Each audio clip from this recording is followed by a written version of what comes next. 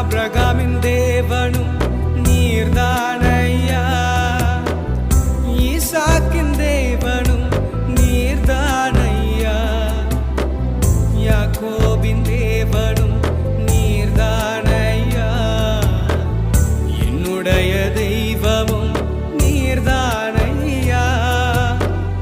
என்னுடைய உழைப்பை யார் வந்து பறித்து கொண்டாலும் என் தலை உயர்த்துபவர் நீர்தானையா.